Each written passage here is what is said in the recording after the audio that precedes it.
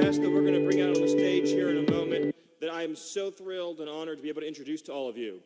But briefly, before we do that, I'm going to talk to you about the policy issues in this race affecting the lives of you and your families. My name is Stephen Miller. I'm Mr. Trump's policy advisor. And I have a question for every person in this audience. Who thinks that manufacturing is important to the future of this state? When you send Donald Trump to the White House tomorrow, we're going to bring manufacturing back to America. Now, I don't think any of us wants to talk about Ted Cruz. I think we're all pretty tired talking about Ted Cruz. Now, I'm sure you've seen that after being mathematically eliminated from the race, Ted Cruz picked his vice presidential pick. Now, I'm told this afternoon he's going to announce his cabinet when he becomes the King of England. But there is something important that his pick tells us. He chose Miss Carly Fiorina as his running mate. Now, Carly Fiorina's famous contribution to the business world is that she laid off 30,000 workers at HP and sent their jobs overseas to Asia and to India. And then many of the workers in America she replaced with foreign workers. So we can call the Cruz-Fiorina ticket the outsourcing ticket. And you know what we're going to call the Donald Trump ticket? We're going to call that the America ticket. Because we're going to put jobs and wages for American workers first. We're going to put jobs and wages for Indiana first. You're going to have somebody fighting in your corner for a change. Now, I have a message, a special message to all the mothers out there today. Who's a mom in this room? Who's a mom? Let's hear from the moms. Now, let me ask you a question. As mothers, is it important to you that your children can grow up in a safe community? Is it important to you that the United States has a border? Is it important to you that we keep terrorists out of this country?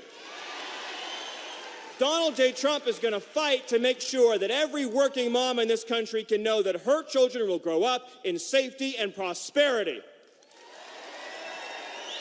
Now, Hillary Clinton says that this race is going to be about love, and she's right. But what matters is what and who you love. So let's talk about who loves what. Hillary Clinton loves Wall Street cash. Hillary Clinton loves open borders. Hillary Clinton loves special interests. Hillary Clinton loves selling her vote to the highest bidder. Now, what does Donald Trump love? Donald Trump loves American workers. Donald Trump loves secure borders. Donald Trump loves the American people. Now, some people in Washington have complained about Mr. Trump's tone. I'm sure you've seen it. They've said, oh, Mr. Trump, he's too tough on illegal immigration. He's too tough on crime. He's too tough on security.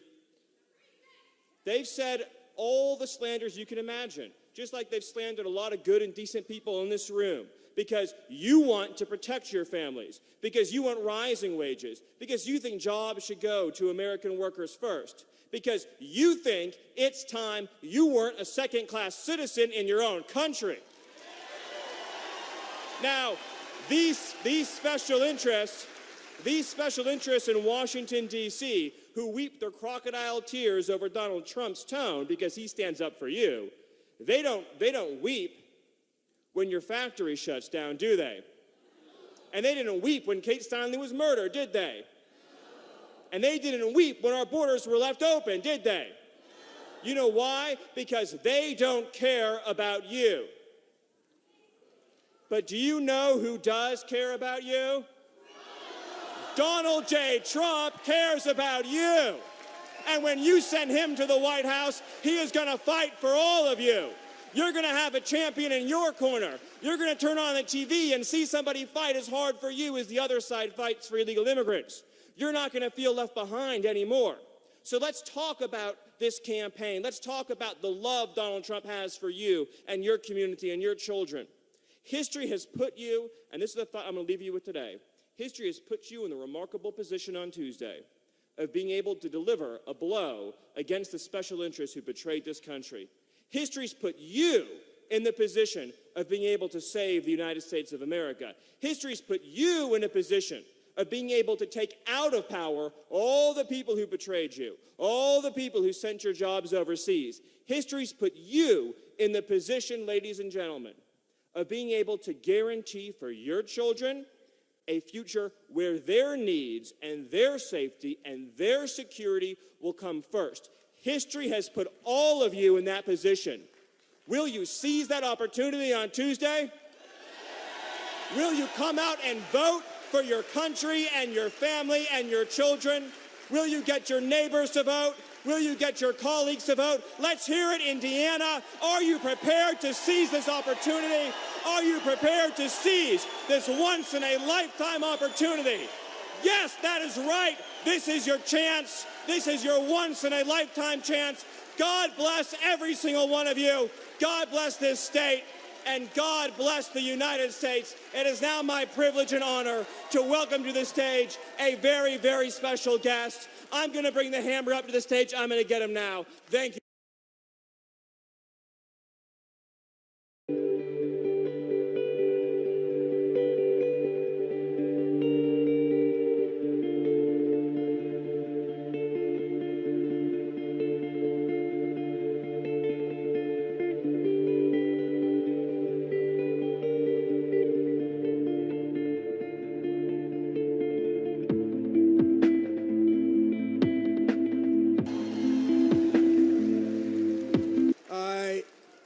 I know you are wondering who this tall, dark, and handsome guy is up here.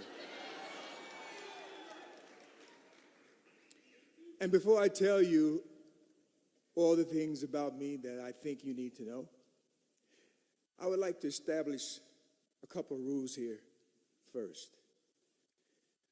I know Mr. Trump is going to say things that's going to make you applaud and be happy to hear, but rule number one, please don't give him this salute. They will think that I'm advocating black power. Because, oh, by the way, I'm black. Don't give them the 79-degree salute. Because then they'll think we're advocating Nazism. So don't do that. Don't give the press something to write about that's not true. And that's what they always do, right? Okay. So let's be safe. Let's give them the old victory thing, huh? Yeah, victory. That's what we want.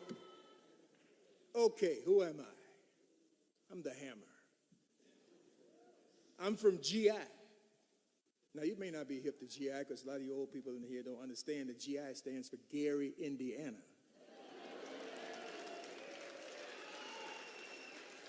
I spent my whole life in Gary, Indiana. What was that?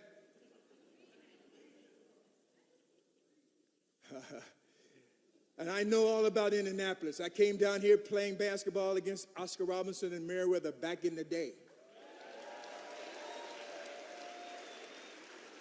And I know that you don't tell people from Indiana what to do. You advise them and hope that they take your advice. You do not tell Indiana people what to do.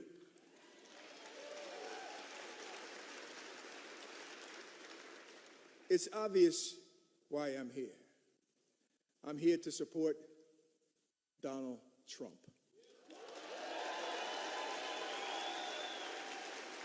And you know what's so great about Donald? When you're sitting in your living room and you're talking to your friends about what America needs to do and why would somebody make these kind of dumb decisions that they make about our government and about overseas and the foreign policy, it's like he's standing behind us because next day we hear him say the same things we were talking about in our living room. He's not a politician. He's one of us.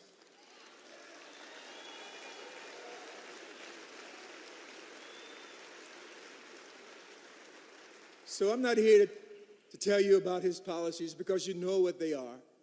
You know what he stands for, and that's why you're here. So, in the words of Al Davis, of who I played for the Raiders, just win, baby.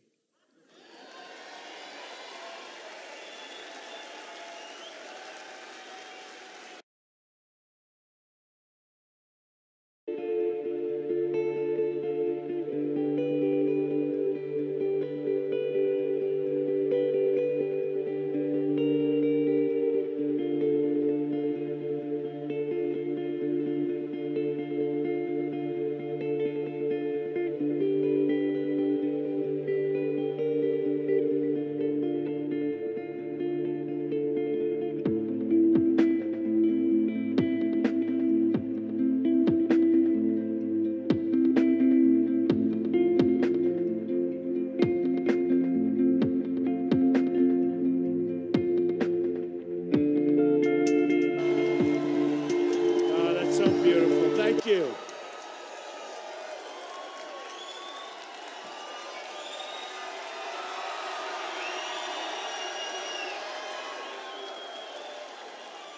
Thank you, folks. That's so nice. I have to tell you, I have to thank Fred the Hammer. You know, he wouldn't be allowed to play in the NFL today. He hits too hard, okay? You know, see, we're all getting softer, you understand, and our country's getting softer. But I'll tell you what, that was the good old days.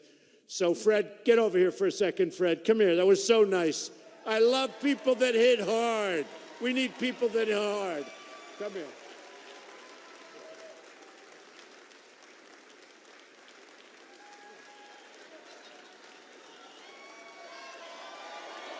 He was a hitter. He was a hitter.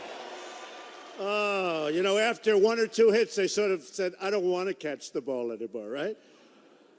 And a really amazing guy, somebody that Bobby Knight has so much respect for. He said, you play this guy, it's brutal, always. It was always tough. Coach Katie, come on out. Come here. Coach, come on over.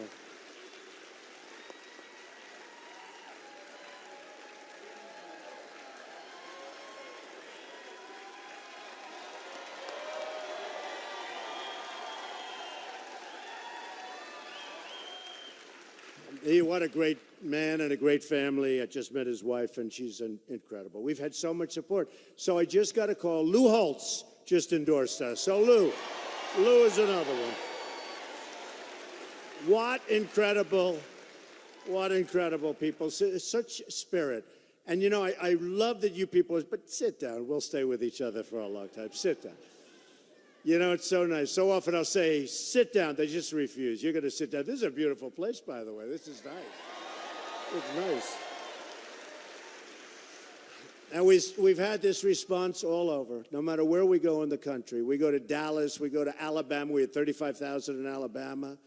The other night we had 31,000 in Los Angeles, near the Los Angeles area. We were all over.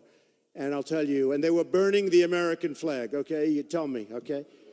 Not inside. Inside, it was a love fest. We had 31,000 people. It was incredible. But outside, they burned the American flag, and they held up other flags from other countries. And I want to tell you, that's not what we're about, you know. We're going to take good care of everyone, but it's America first now, folks. It's America first. Just remember that. Just remember that. You know, I watch television. There was a group of people. I don't even know because I'm doing another one of these at 7. I've been doing them all. But I love doing them. A friend of mine, very, very successful. I love doing them. But a friend of mine, a very, very successful guy, came with me to one. I had 24,000, 25,000 in Tampa, Florida. And he said, how do you do that? Get before these people? I say, you know, honestly, this guy's really a successful guy, great guy. And not because he's successful, he's great. He's one of the few. He's rich, but he's a nice guy. Most rich aren't so nice, but that's okay. But we still want them negotiating our trade deals for us, not these political acts. Believe me. Believe me. So he said, how do you do that with so many people? I say, you know, honestly, you get before them. And it's like we're all in love. We're just going to straighten out this country. We love our country. We love each other. And our rallies are the safest place you can be on earth. You know, you don't read that. You don't hear that. But our rallies are safe. and beautiful, and there's love in the room, and it's so easy to speak when you have that kind of love in the room, and that kind, whether I'm in a place like this or an arena, no matter where you are, we want to make America great again. And I said to him, it's so easy to speak. It really is. He still didn't believe me, but believe me, it is, okay? So I appreciate you all being here, and I really appreciate, thank you, honey. I really appreciate Indiana. I really appreciate Indiana.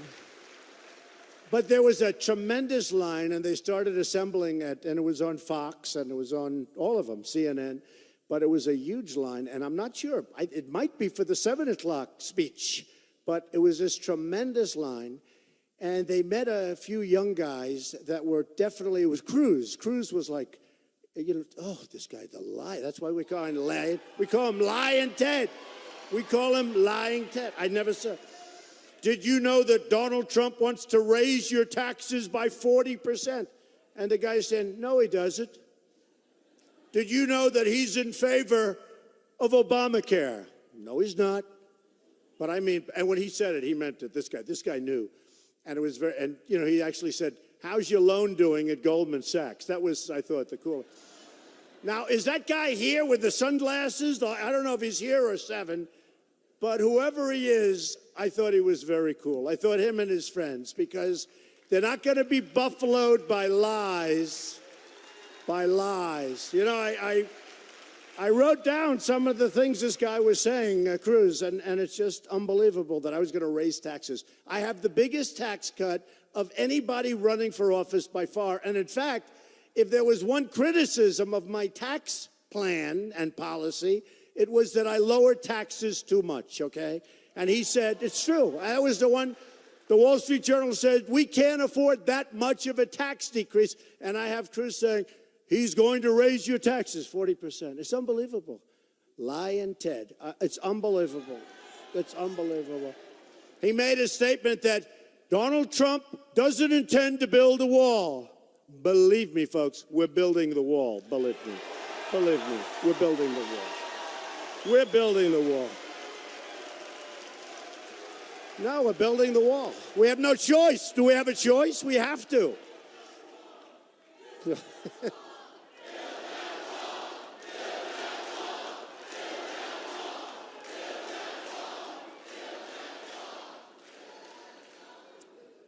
The loyalty to all of us, you know, I'm sort of just, I consider myself a messenger. I'm a good messenger.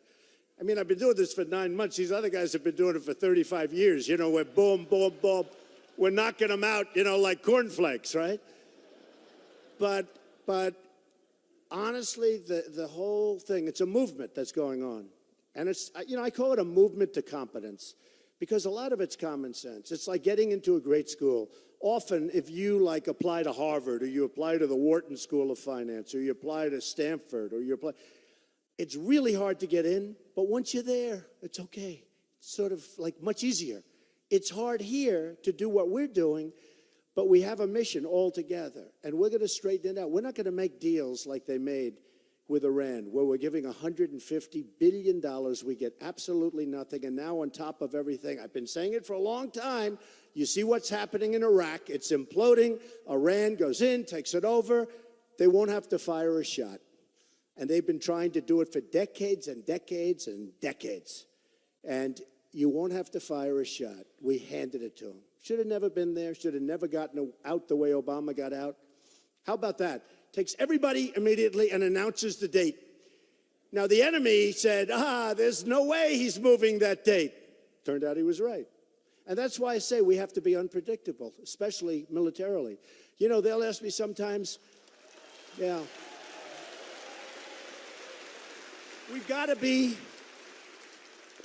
unpredictable. We are so totally predictable, and it's so embarrassing. No matter what happens, I mean, it's so embarrassing.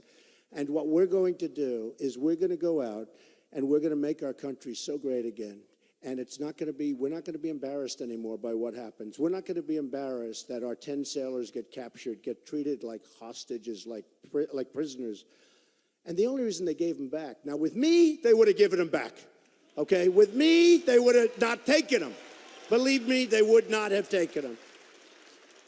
But the only reason we got them back is because in 2 days the money was supposed to start flowing into Iran. And you look at what's happening, and you look at how sad it is, and that we didn't get our prisoners, the original 4, and there's actually another one over there, by the way, that nobody even talks about, but that we didn't get our 4 prisoners back before we started negotiating years ago is a disgrace. We should never negotiate under circumstances like that. Never. Never. So I marked down some of the things. You know, we have 2 people left. One is Kasich, nice guy. Now, they made this stupid deal. I mean, anybody in business would not have made the deal. And by the way, since making the deal, their numbers tanked. It was stupid. It's politicians making deals. They're politicians, they're making deals. I mean, how stupid is this deal? And while I assume they didn't ink it, I still say before the ink was dry, it was violated by both parties, right? Politicians, this is what we have. These are the people that negotiate for us. These are the people that are giving us and giving away trillions and trillions of dollars. This is why we have deficits that are 19 trillion, and it's going to be 21 trillion very, very soon, you know, with that really dumb omnibus budget. And you look at what happened with that. Then he picks Carly. Carly's perfectly nice. By the way, she fell off the stage the other day. Did anybody see that? And Cruz didn't do anything. No, it was even I would have helped her, okay? No, it's true. It's the weirdest thing. They just showed it to me coming in. I said, no, I didn't see it. They just showed it to me, and I said, wow, that's really cruel. She fell off. She just went down. She went down a long way, right? And she went down right in front of him, and he was talking. He kept talking. He didn't even look like... That was a weird deal. Man. And then they were both talking. She was talking from the back, and he was talking from there. They both talking. Now, it's a weird... But that was unnecessary, and it was a bad thing to do. And, you know, I said he set a record. First candidate in the history of this country who has no path to victory, who can't win, and he picked a vice presidential candidate. That's hard. And you've got to give her credit for accepting it. She said, I'll accept it, even though there's no chance of winning. I mean, it's a weird deal. But, you know, you have so many different things. And I love seeing all of those people online. And they were there from 6 o'clock. The Fox and CNN, they're all saying from 6 o'clock in the morning. All that big line, that big, huge line, thousands and thousands of people. And even here, there are thousands of people outside that wanted to get in. You people know real estate a little bit better. Congratulations. Look at the people in the front row. Pretty good, right? Pretty good. Pretty good. But I look at the difficulty of politics. I mean, you know, I've been doing this for a fairly short period of time. I've never seen lying and deception and all of the things like this. I've been in business, and they're no angels. And frankly, they're much tougher people. Business is tougher.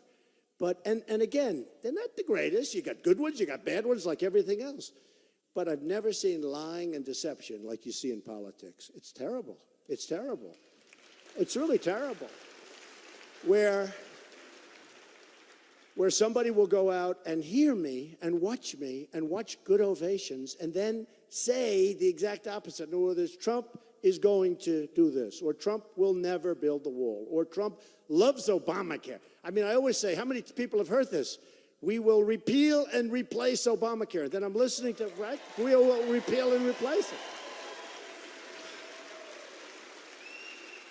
Right? And then I'm hearing Cruz today.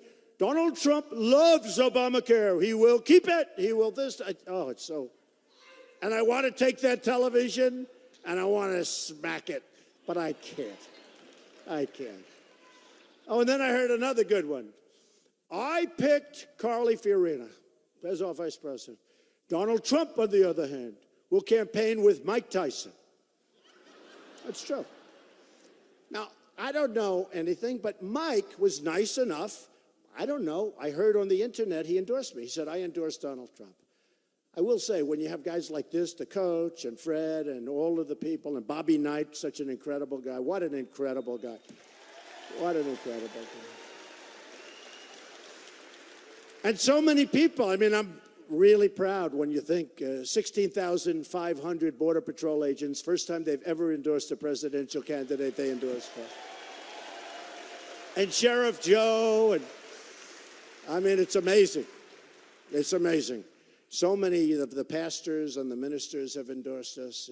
It's been just an incredible experience. For me, it's been an incredible experience. And great people. I mean, just great people. And I just want to say that, you know, having done this now and having been for a long time and having so many friends in Indiana, and Bobby sort of said it better than anybody could say it. He said, Trump's going to be a great president. See, I can't say that about myself. Well, I'll say it because that's what we want to hear. I mean, I'm going to bring it back, and we're going to bring it back. But he said, Trump's going to be a great president. And honestly, if we win Indiana, it's over. It's over. They're finished. They're gone. They're gone. And if we don't, they'll win it next week or the week after or the week after. It's fine, you know, because they have no path, whereas I have a very easy path. I mean, we'll win it in the first ballot. And when I look at these guys going around and talking to delegates and buying them hot dogs and hamburgers and hotel rooms and this and that, and they're all playing, just so you understand, they're all playing for the second, third, fourth ballots. We're never going to get there. We are way over and way ahead of projection, and we'll do it on the first ballot. But if we win Indiana, it's over. So, and Bobby said, this way Indiana can take the credit when Trump does a good job, and I want to remember that. Okay? I want to remember.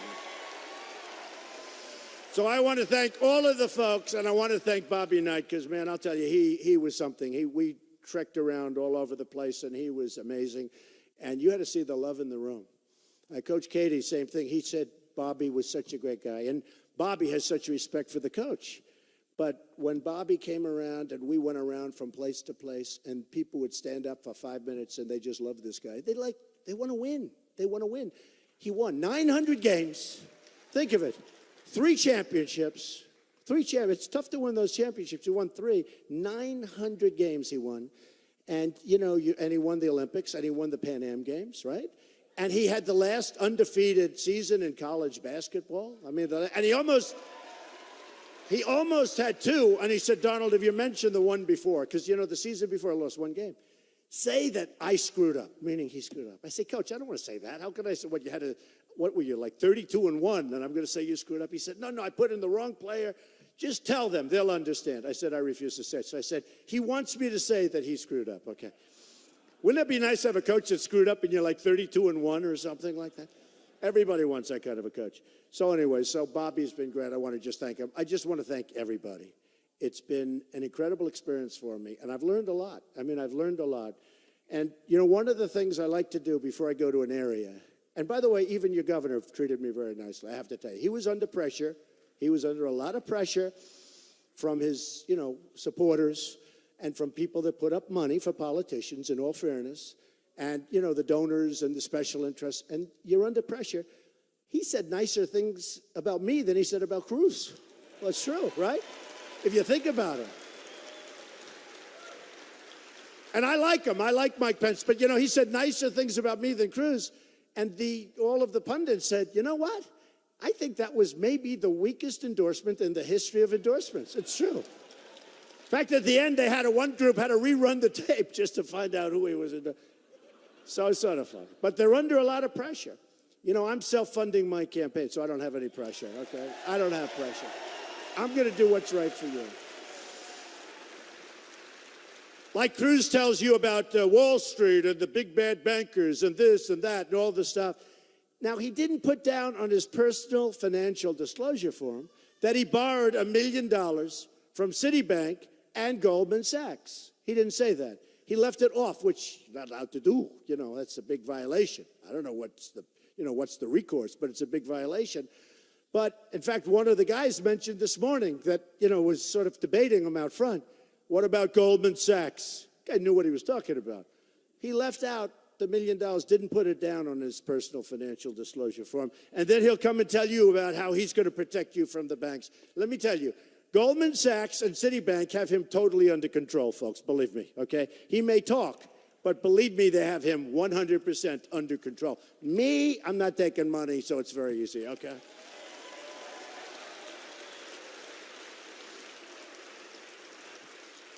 So what I like to do is, and it's become very depressing, but don't be depressed because we're going to turn it around. But it's depressing.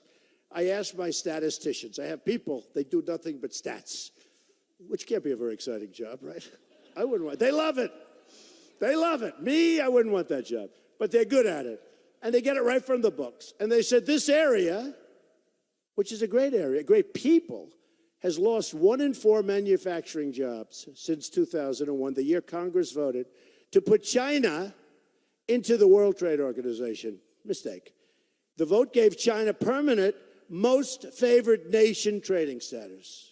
That gives them an advantage. Why? What are we doing? Why? And I do a lot of business with China. And I love China. China's fine. I made a lot of money with China. They have the biggest bank in the world as my tenant in Manhattan at one of my buildings. Good tenant. Pays the rent on time. This is a serious, the bank has 400 million customers. That's a big bank. That means at Citibank, I said to the head of the bank, how big are you compared to, let's say, Citibank? And they said, that is like a small subsidiary. You know, it's like, it's true. It's like a little bank by comparison. But it's my tenant. I have 2 big buildings, Bank of America building in San Francisco and 1290 Avenue of the Americas, one of the biggest buildings in New York, biggest floor plates. And I got that through China. Not friendly, unfriendly. It was a war, and it's turned out to be a great deal with a wonderful partner, and we ended up making a fantastic deal. And they buy condos like they're mashed potatoes from me. You understand? It's like pancakes. I'll take one for $10 billion. I'll take one for $9 billion. Nothing against China, and I'm not angry at China, and I'm not angry at Mexico, and I'm not angry at India or Vietnam, which is hot as a pistol right now, taking a lot of stuff away from us. I'm not angry at Japan. They send cars over by the millions. We give them practically nothing. You talk about a trade imbalance. They're up here. We're down like below that stage. It's trade imbalance. I'm not angry at any of them. I'm angry at our leaders for being grossly incompetent and not knowing, right? And not knowing what they're doing because there's no reason for it.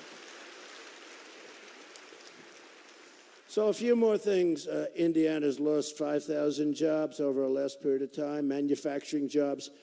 In the last 3 months, you lost 5,000 jobs. That's not good, okay? Last 3 months, you lost 5,000 jobs. Somebody else would say, oh, you're doing well. Great. According to the Federal Reserve, real median household income in the state of Indiana has declined $10,000 since 1999. That means you're working harder and you're making less. Some of you have 2 jobs. I understand it. You know, nobody else understood it. They're all trying to say, what's going on with Trump? I understand it.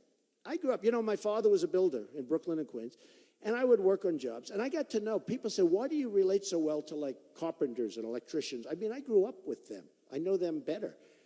Frankly, I don't like the rich people so much, if you want to know the truth. Those are the ones I don't like as much. Not nearly as much. But look at this. This area lost about 15% of its construction jobs since the recession. The city of Indianapolis has lost 1/3 of its manufacturing jobs since 1990. Carrier air conditioning. Now, I've been dealing on Carrier since it announced, and I guess a lot of you have heard, because unfortunately, look at all the cameras back there. They always put my speeches on live television, which is a big disadvantage, because I have to come up with a new speech every 4 hours, right? You can't say, it's true. It's true. Otherwise, they'll say he's a very repetitive person. Well, they only do it because of the ratings, but I have to change it up. You know, these other guys, they walk around, they read the exact same speech at every single stop, right? Every single stop, they read a speech, and it's always within 30 seconds of length, and then they walk out. People fall asleep. Everyone's sleeping. Everyone goes home. Nobody votes for them. They're out of the race, you know. Me, I don't have any teleprompters. I'm up here all by myself. Okay? I'm up here all by myself. Even for victory speeches, I saw the other night, Hillary Clinton, she's got a teleprompter. And we will travel north and south and east and west.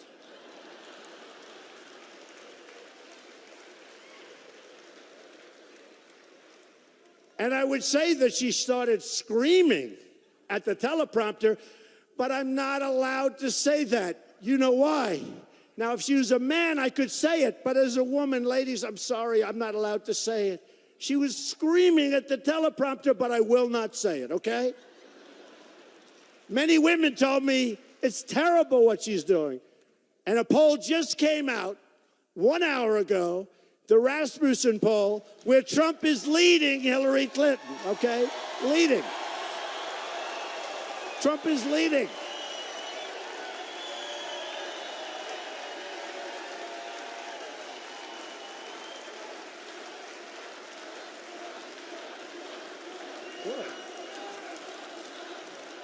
We're going to win. We're going to win. No, I watched this Cruz guy. I am the only one who can win this race. You know, it sounds like Shakespeare, right? This is like everything's always Shakespeare. Even if he's making a simple statement, I am the only one, right? I always kid. But unfortunately, I'm telling the truth. He walks up with the Bible held high, right? Held high, the Bible, boom. Then he comes over and he starts lying like nobody I've ever seen. But and by the way, it also, another poll, Wall Street Journal came out just now, Trump in Indiana, which is what we care about, although we do love that national poll, I have to say. In other words, winning Indiana without the rest of it, none of us are too happy. But in Indiana, Trump is over Hillary 48-41. Whoa. Whoa.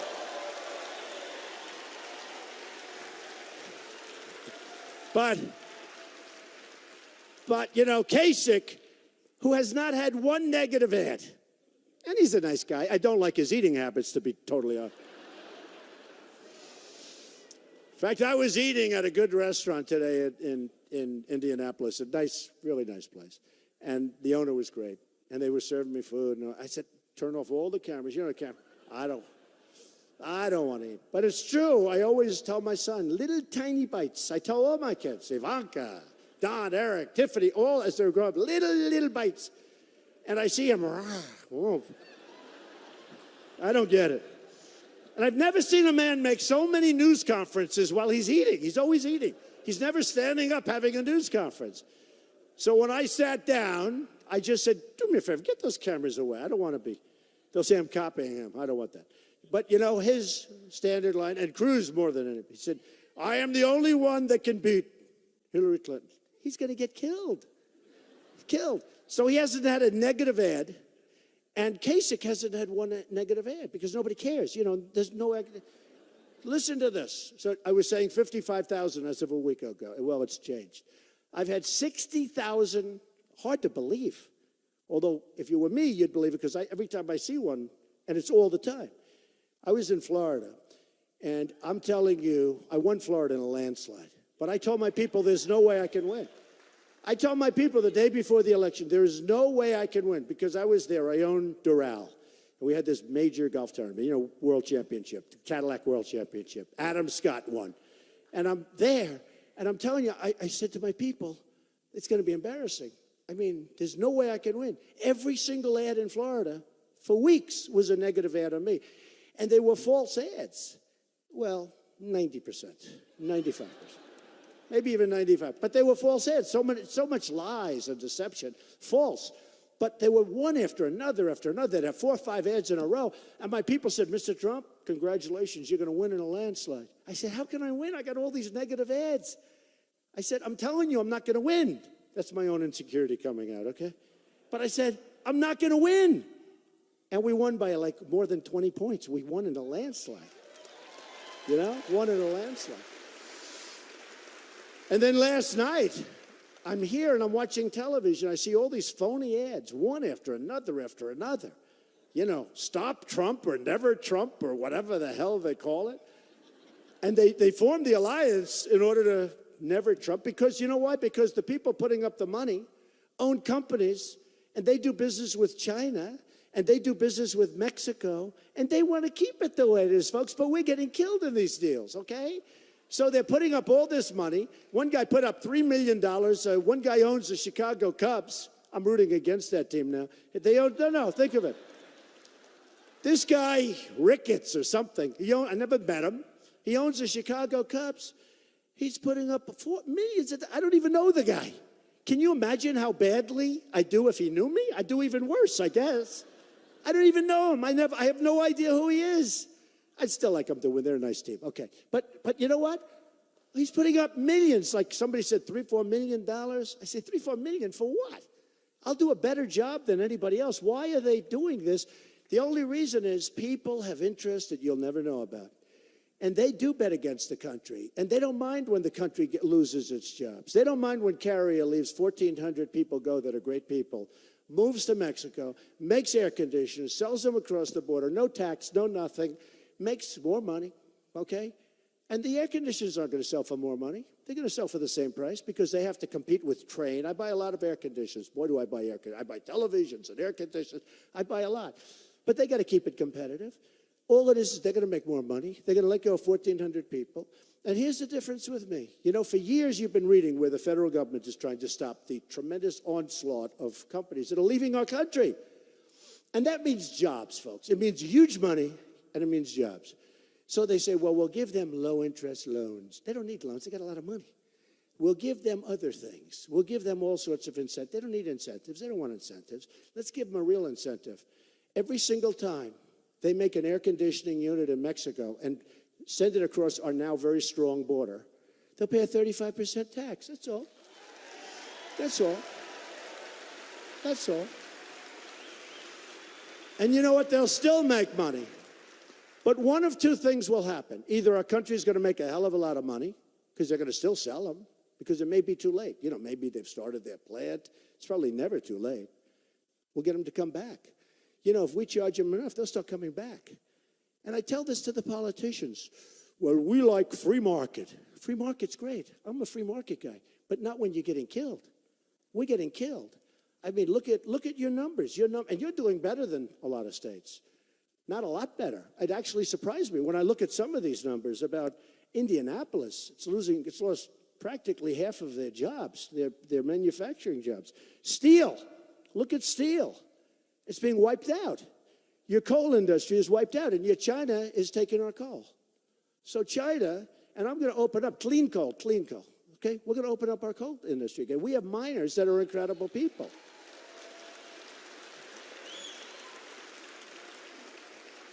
I mean, we have this president that flies to Hawaii in a 747 with the big old engines, spewing stuff in the air, and he plays golf for 2.5 or 3 weeks. Then he gets on a 740, it's called Air Force One, comes back, and he has a speech on the carbon footprint. Okay? Give me a break. Give me a break. And in the meantime, our miners and our steel workers are being laid off all over the place. Okay? Not going to happen anymore, folks, okay? It's not going to happen anymore. Not going to happen. So the numbers, I love you too. Where is that? Who is that? Oh, stand up. Oh, great First Lady. Thank you. Thank you. That is very nice. Thank you. So it's not going to happen anymore. We're going to be the smart people now. We're going to be the smart people. We can't continue to allow every nation in the world to think of us as fools. And you know the funny thing? They're going to like us better when we get smart. They don't even like us. Look at China. We have rebuilt China. They have taken so much money out of our country. They have rebuilt. When you have a trade, look at the trade deficit with China. $500 billion. A year. $500 billion, okay? Now, negotiated by fools. I mean, maybe they have a conflict of interest. I don't know. In which case, they'd be dishonest, not fools, okay? That would be even worse. But negotiated by hacks, political hacks. I've got the greatest business people in the world. They're going to go and make unbelievable deals for us. We are going to turn it around. We're going to take jobs back. And you know what's going to happen? China's going to have more respect for us. They have no respect for us. They think we're a bunch of dummies, okay? They think we're a bunch of dummies. Now, I've negotiated a lot with China, as I told you, and they come in waves. They don't come with one person. They come with 20 people. Every one of them has 180 IQ. And if one makes a mistake, another one. They have it's like a catch basin. And we'll have some dope sitting there negotiating. And then we wonder why we're doing so badly. I got people that are better than anybody. They're the best in the world. They're very rich people. They don't want money. They don't want anything. They want to play the chess game. You know, they like it. They want to play the game. And, you know, those deals are bigger than any corporate deal. A deal like that, trade with China, you can take all your steel companies, everything else, put them together. It's like a peanut compared to it. These people would love to do it. And they want to do it for their ego. They actually love the country. Some of these guys are, you know, not the nicest people, and some are fantastic people. Carl Icahn endorsed me, great businessman. Other people endorsed me, great business people. And we want to give it to our best. And I know the best negotiators. I know guys that are overrated. I know people that are underrated that you never heard of that are better than anybody. But we're going to have great, great business people. So think of China. They've stripped our country. And, you know, we owe them $1.8 trillion, right? Does anybody know that? We owe them on top of... So they take our jobs, they take our money, and we owe them $1.8 trillion. That's like a magic act in reverse. I want some of the magic act, but we're going to turn it around. China has no respect for us. We give them state dinner. Their leaders come in. We give them state dinners at the White House. And I said, don't do that. Let them come in to negotiate. What are you doing? I actually jokingly said, let's take them to a McDonald's. We'll have McDonald's, and we'll get back to negotiation. Seriously, what are we doing? What are we doing? We're honoring people. And again, I get along great with China. I love, they're all great. I'm just so angry at our leaders for being so incompetent and for being so stupid, okay? For being so stupid.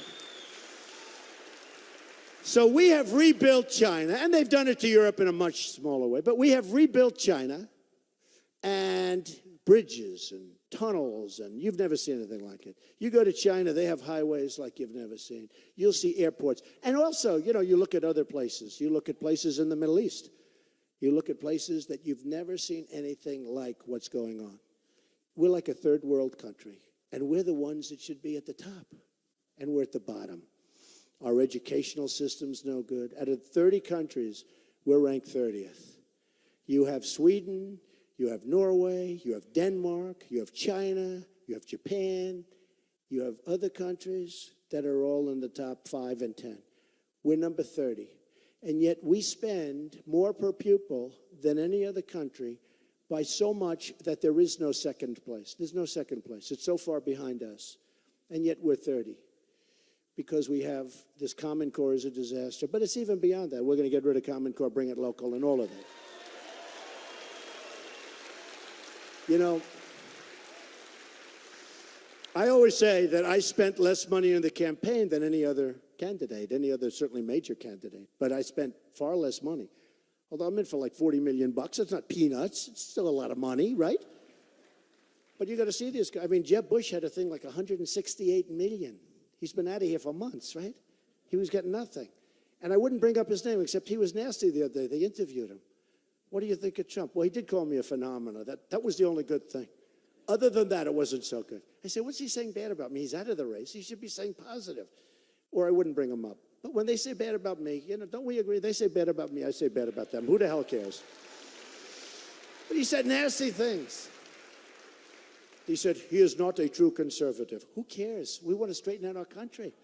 You know, a true conservative. What's a true conservative? He is not a true conservative. He always said that. He is not a true conservative. And I say, folks, first of all, I am a conservative. But they wouldn't say I'm conservative on trade because a conservative is supposed to want free trade. It doesn't matter how badly you get ripped off. It doesn't matter that this country is losing all of its jobs, all of its money. We're third world status. It doesn't make any difference. National Review. We will stay true to the core, and we will let other countries continue to rip us off because we want to remain a true conservative, and we want free trade. But I like free trade, too. The problem is we don't have people that are smart negotiating our deals, okay? You don't. So, therefore, we can't do that right now. I'm sorry. Maybe there'll be a time when we can go back to free trade. But you can't have free trade when China and others, but China's the biggest abuser. China is a world-class grandmaster chess player, and they're playing against checker players that are not good at it. That's our people. They're world-class grandmasters. They devalue their currency. Every time they devalue, I just see dollar signs pouring out of the country. They're not supposed to be doing that. But Obama doesn't know what's happening, and he's too busy doing other things, including playing golf and whatever, and he allows it to happen. About 6 months ago, I'll never forget, I said, well, they'll never be able to devalue again. That was 2 years ago. And then they did the greatest devaluation in the last 20 years. 6 months ago, 5 months ago. And a massive devaluation, which meant, let's take more money out of the United States. We're going to take more, our economy's going a little bit bad, let's take more money out of the United States. And we let them get away with it. We can't let that happen. Just remember, they're taking that money from us mostly. They're taking it out of our country. They're taking it out of our hide. They're taking it out of our jobs. We're losing everything. So we have to fight back. Now, am I a free trader? Absolutely. Will I allow our country to be ripped off for years and years to come because I want to say I'm a free trader? Absolutely not, folks. Absolutely not. I won't do it.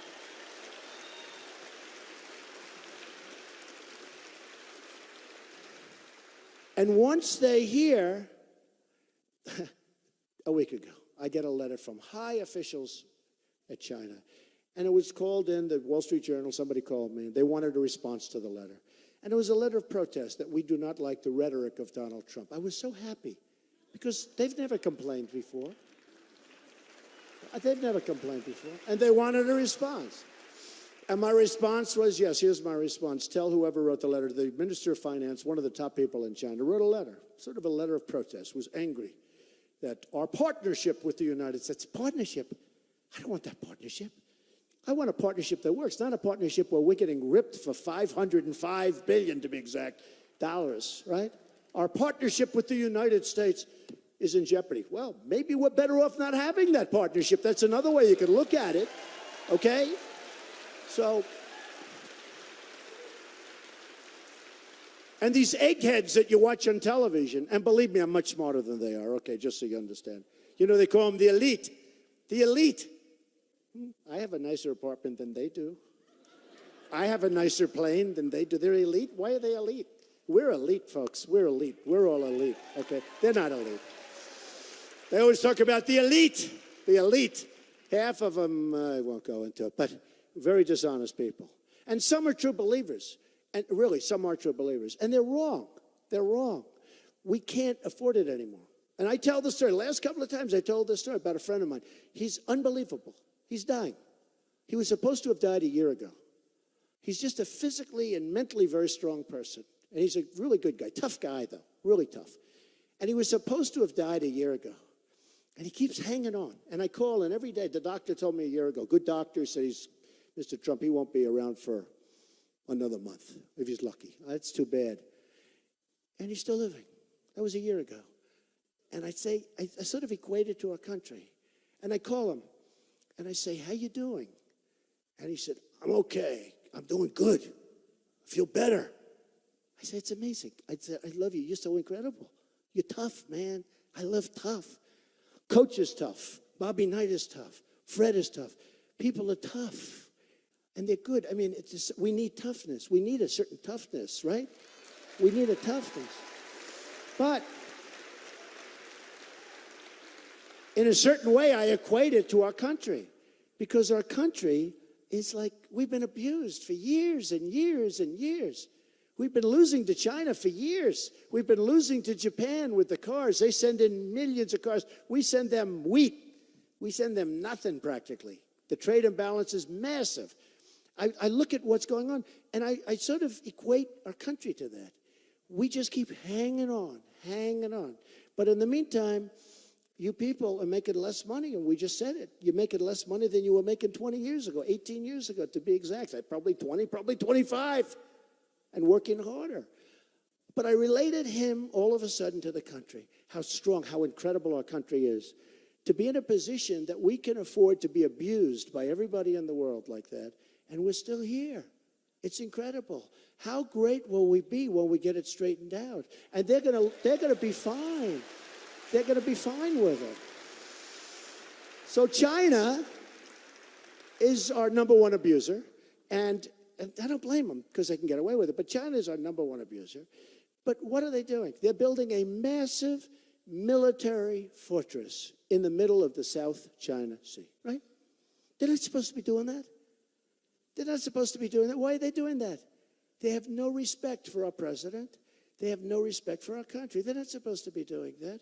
Now, should we retaliate? The way we retaliate is economically. I don't think we want to start, doing anything for that. And then you also say, well, it affects Japan. It affects other countries. And we defend Japan. And I like Japan. I like the people of Japan. I have a lot of friends in Japan. But we defend Japan.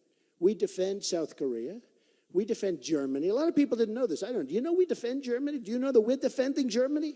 We are defending Germany. We're defending Japan. Japan went in and beat the hell out of China many years ago, right? Japan went in and did a big number on Korea. I mean, we are defending Japan. And that's okay. Because why should we let them start building up? But you know what we're losing on these deals? We are defending the world. We're defending Germany, Japan, South Korea. South Korea is a monster economically. You want a television? It's South Korea. You want air conditioning? You want anything? You got to order. The biggest ships are made in South Korea. We defend them. We have 28,000 soldiers on the border, right? 28,000 between North and South. The maniac. I call him the maniac. We got to do something about that. And by the way, China can do it with a phone call, okay? They can do it with a phone call.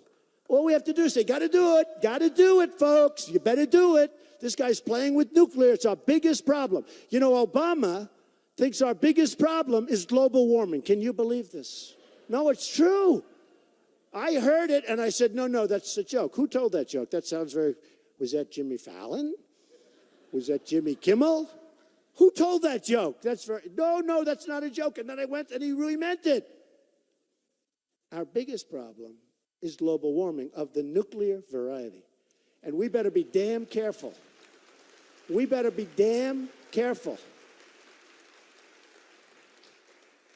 We better be very, very careful. So you look at what's going on, and we defend all these people. We defend Saudi Arabia.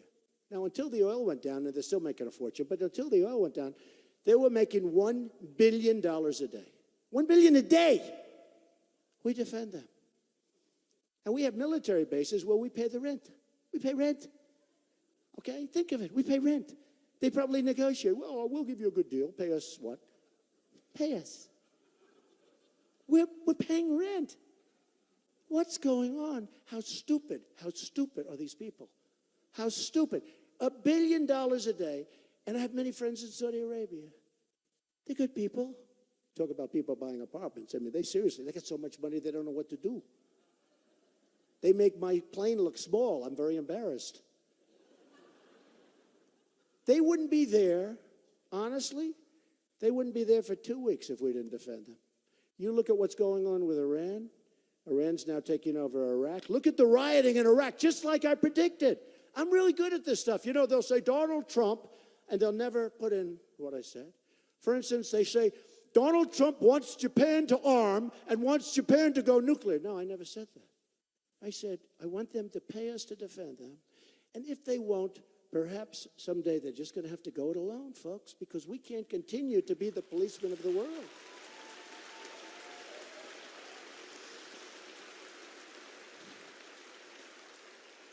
The dishonest press, of which many of those cameras are rolling right now, they're the most dishonest human beings.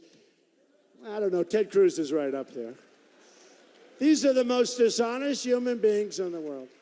I watched what I say, and I say it very carefully. I'm like smart. I say it carefully. And I always say they have to pay. I don't want to make fortune. I just want, you got to reimburse us. You got to help us out. We owe 19 trillion, soon to be 21 trillion. You got to take care of us.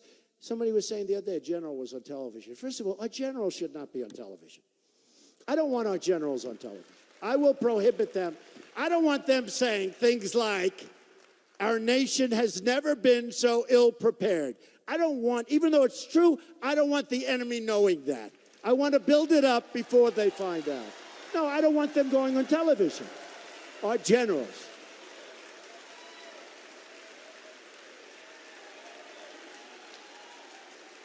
Our generals. You think General George Patton or General Douglas MacArthur, do you think they'd be on television saying about how weak we are? Number one, they wouldn't be on television because they'd be knocking the hell out of the enemy. They wouldn't have time, okay? But, I mean, I see a certain general. I don't want to mention his name because he's a high-quality guy. He's getting ready to leave a year ago. And he said, we are less prepared now, our Army, less prepared now than at any point, and I think he said in our history. Now, that's a long time. Let's assume in the last 30, 40 years. But I think he said in our history. So, assuming that's true, which I believe it is, I don't want everybody to know about it. They did a piece on 60 Minutes. They talked about our nuclear arsenal. Did anyone see that? It was a disaster. Talking about the phones don't work. The equipment's old. We don't know if anything works. I don't want people to know about it, but we got to fix it, folks. We got to fix it. We never want to use it. We never want to use it. We never want to use nuclear. But you know what? There are 9 countries right now that have it. There are other people trying to get it. We at least have to be prepared. I never want to. I'm the one that didn't want to go into Iraq. You know, a lot of people say Trump is definitely the toughest guy of all the candidates. Great. Big deal. I hope I'm the smartest, because smarter. But the combination is good. But he's tough. He may have a quick finger. I'll have the slowest finger you can imagine. I'll be the slowest. Again, that's why I tell. No Iraq. We did it. Take the oil. We didn't do it. When we're leaving, I said, take the oil. You know, if we took the oil, ISIS wouldn't have been able to fuel themselves. Do you know, Libya, which is totally Hillary Clinton, that was her brilliant thing.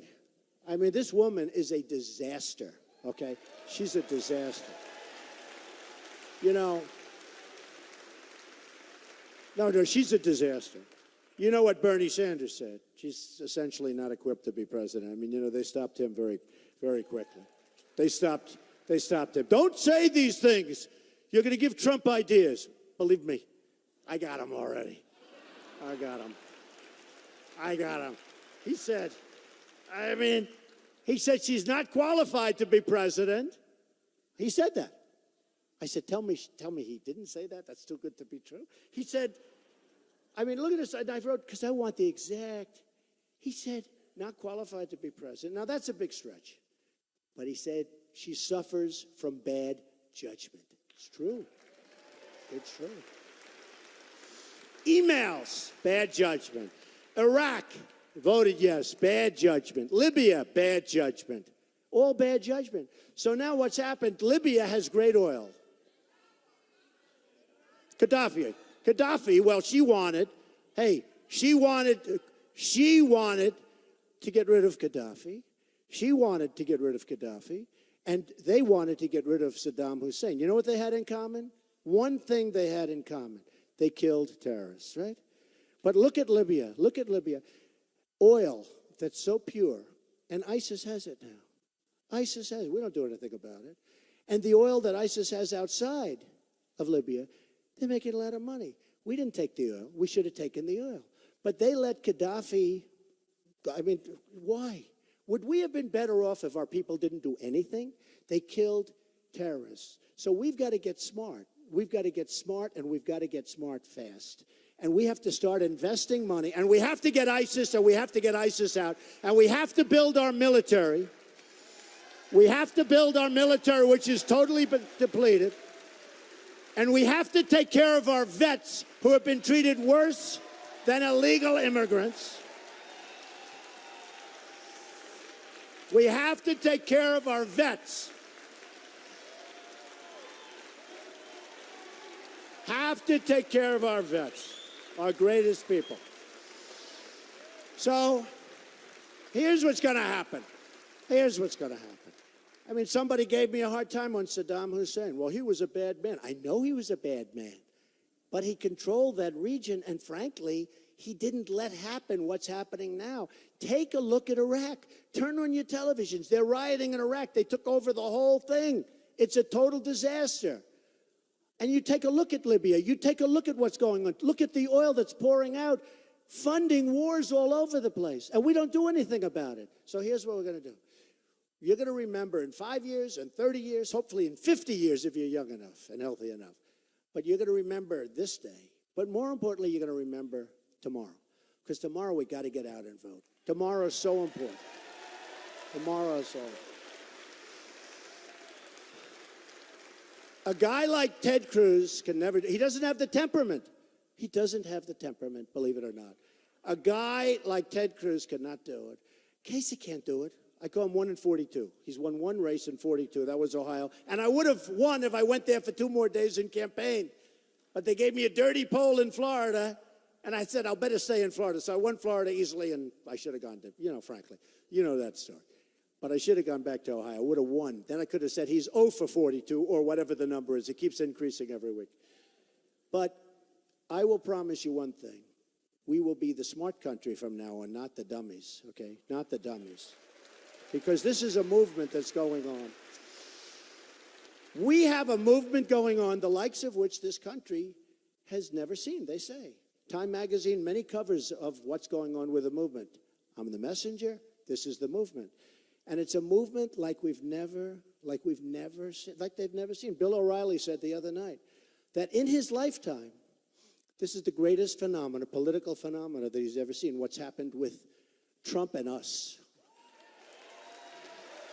That's a big statement. Smart guy, tough guy. And many people have said the same thing. But I say we have to win. And I don't just mean nomination. We'll beat Hillary. That's why I was so happy with that poll. Because these guys won't beat Hillary. They won't beat her. As soon as Kasich gets the first negative ad, I told you, 60,000. It's up to now 60,000. As soon as Kasich gets the first negative ad, boom. As soon as Cruz gets some negative ads, boom. I withstood 60,000 negative ads. I mean, one thing, you know me, folks. Man, do you know me. But 60,000, $100 million of negative ads, and I'm beating Hillary in the last polls, and the other ones were tied. And I haven't started, folks. And I haven't started yet. Don't forget, senators, governors, top people, smart people, 17, boom, boom. Walker gone, this one gone, Bush gone, low energy. Bush gone, all gone. All gone. Smart people, Dr. Ben Carson, who endorsed me, smart guy, great guy. He endorsed me, great guy. Chris Christie, great guy, he endorsed me. But all smart people. And now I'm going to start focusing on Hillary. That's going to be so easy. It's going to be so great. It's going to be so great. Bad judgment. Crooked Hillary. Remember? Crooked Hillary, bad judgment. I didn't say it. I didn't say it. A lot of people said, a lot of people brought it to my attention. Ben brought it to my attention. Other did. But it was said by Bernie. So I can't take it. Can I take heat if Bernie said it? So here's the story.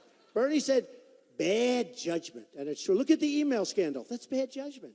You'd almost say, what is the purpose of doing it? It's just her. It's bad, bad judgment. It's also criminal, by the way, and a lot of bad things should happen. But we'll find out. We'll find out. It's a very criminal act. A lot of people have suffered greatly for doing much less.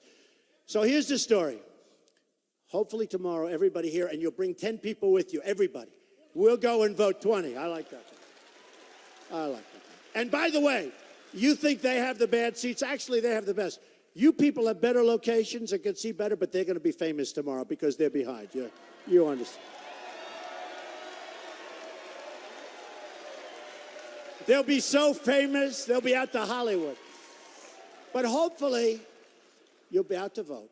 And you're going to look back, and you're going to say, in many years from now, it was the greatest vote that you've ever cast, because our country will start winning again. We're going to win with our military. We're going to knock out ISIS. Have to do it. Have to do it. Boom, they're cutting.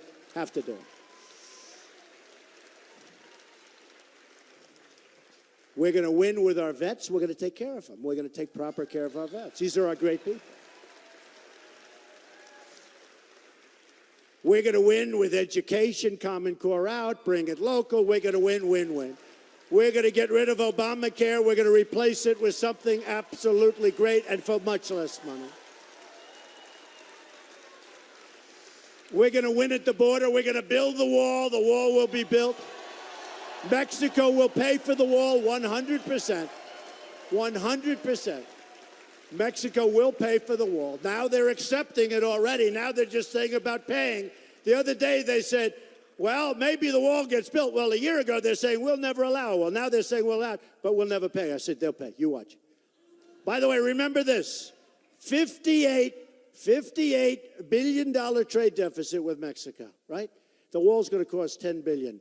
Anybody that's in business, or you don't have to be in business, when you hear those numbers, it's real easy, folks, okay? Real easy. Mexico will pay for the wall, okay? Just remember that.